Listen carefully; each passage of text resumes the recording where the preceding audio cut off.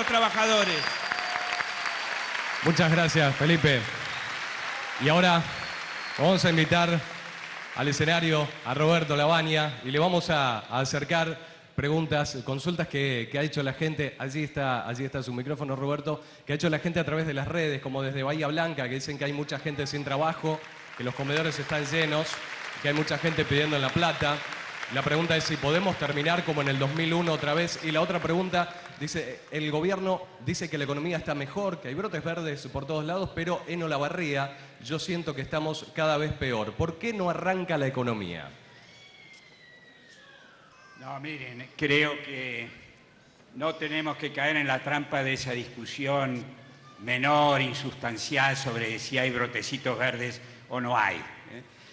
La realidad es que la mayoría de las preguntas que acá se han hecho, en realidad todas, tienen que ver con un tema en común, que es si un país es capaz de crecer o no.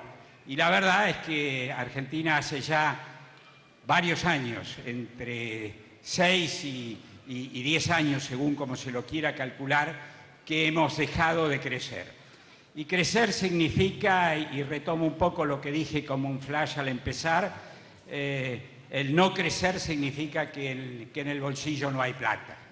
Y cuando no hay plata aparecen el resto de los problemas que ustedes planteaban.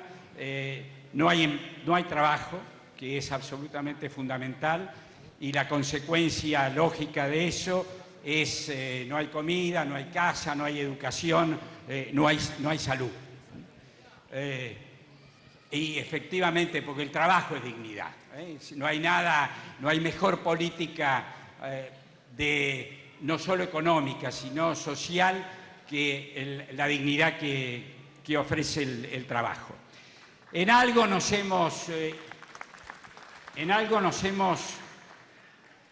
diferenciado de los que estuvieron antes y de los que están ahora, y es en nuestra visión del crecimiento. El crecimiento requiere capacidad de consumo, y la capacidad de consumo está de vuelta, lo repito, está ligado a la capacidad de generar trabajo. Ahora, el consumo solo no alcanza.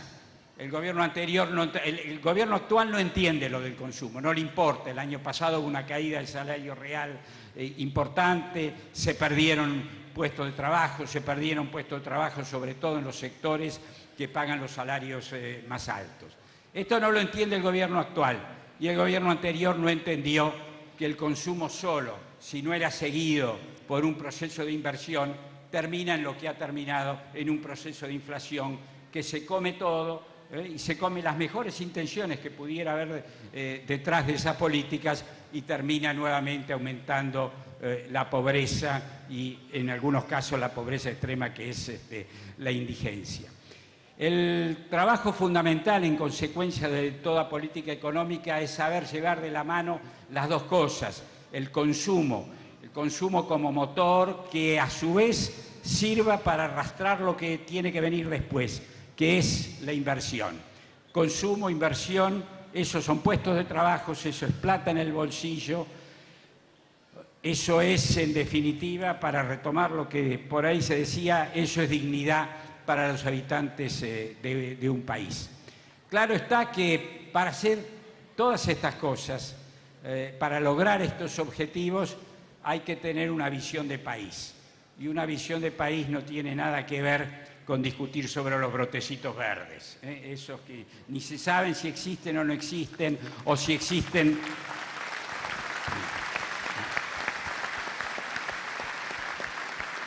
O si existen apenas un ratito, justo en el momento eleccionario, y después desaparecen. Una visión de país es otra cosa.